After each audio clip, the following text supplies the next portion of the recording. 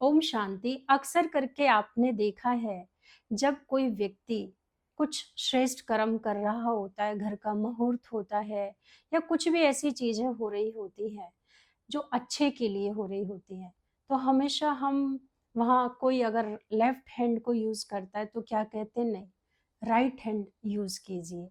यानी शुभ कार्य के अंदर राइट हैंड का प्रयोग होता है। तो आप सोचिए, इसकी इतनी वैल्यू है। तो परमात्मा निराकार जो ब्रह्मा तन में आकर के हम बच्चों से सहयोग मांग रहे हैं, क्योंकि वो स्वर्ग स्थापन करने जा रहे हैं, तो उनको हमारे सहयोग की जरूरत है। तो कौन से हमें उनके बच्चे बनना है? राइट हैंड बनना है, क्योंकि वो कहते हैं कि मुझे राइट हैंड बच्चा चाहिए। और राइट हैंड किस में यूज होता है? शुभ कार्य में। और शुभ कार्य क्या है? स्वर्ग की स्थापना।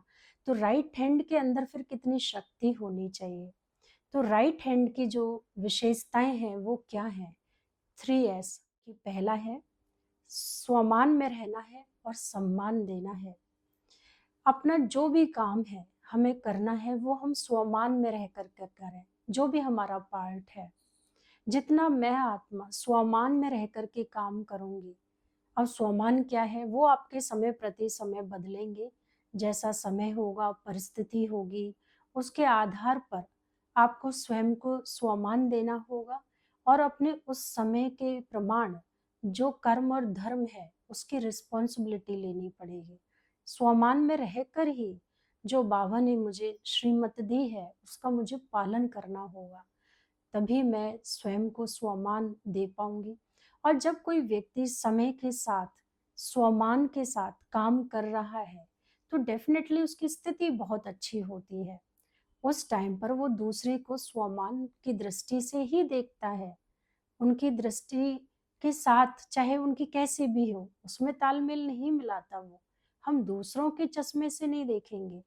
जब हम स्वमान में हैं तो हम अपने स्वमान के आधार से सम्मान देने की जो दृष्टि है ना, वो भी बदल जाती है। कि ये आत्मा अभी इस वक्त अपने पुराने स्वभाव संस्कारों से मजबूर है, तो ये तो वशीभूत है ही। मुझे इससे दूर डिटैच होकर के इस वक्त इस आत्मा को सुनना, समझना या थोड़ा बहुत सहयोग देना, यही सम्मान की दृष्टि है। उसकी जो बातें हैं उनको ग्रहण ना करना, ये अपने आप में सम्मान है। तो दूसरा एस यानी स्वच्छ। मुझे स्वच्छता अपनानी है। स्वच्छता अर्थात प्योरिटी, पवित्रता।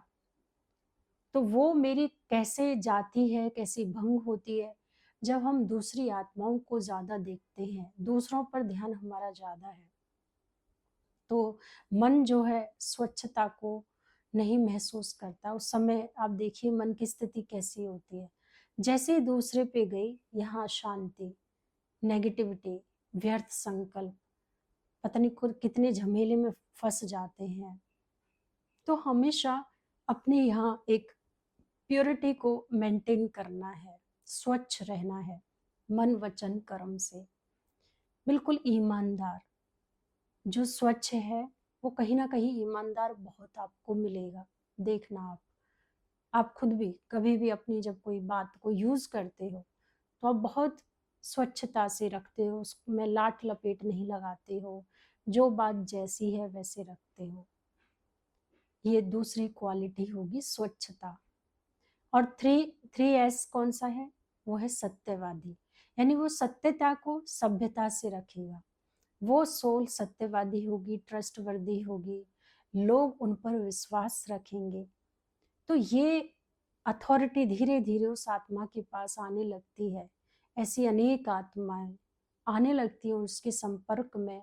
एक जिम्मेदारी वो आत्मा समझती है कि मैं अनेकों के निमित्त हूँ।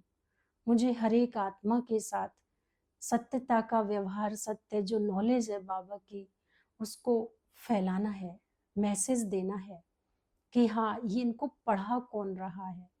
मेरे व्यवहार से, मेरे कर्म से, मेरी चाल से वो सत्यता छलकनी चाहिए, वो ईमानदारी छलकनी चाहिए कि आखिर में मुझे कौन है पढ़ाने वाला। तो वो गॉडली स्टूडेंट कैसा होगा? बाबा कई बार कहते भी हैं कि लास्ट में पता चलेगा लोगों को कि भाई इनको कौन पढ़ा रहा था, कौन पढ़ा रहा है, ये ऐसे कैसे बन गए। तो हम जो बाबा का सत्य ज्ञान है उसको अपने जीवन में जब उतारने लगते हैं, व्यवहार में लाते हैं, तो अनेक आत्मा के सत्य स्वरूप को हम कहीं ना कहीं टच करने लगते हैं। और एक ही दृष्टि में जिसको जो हमसे चाहिए वो ले जाती है आत्माएं। तो बाबा ये एक बात करते हैं कि बच्चे ऐसा 16 कला संपूर्ण बनो, गुणों की खान बनो, शक्तियों को यूज करो।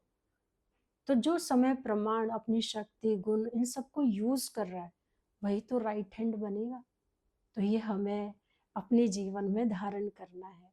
3S का फॉर्मूला हमें सदैव याद रखना है, इसको भूलना नहीं है।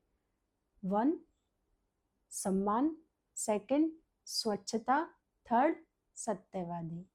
ओम शांति।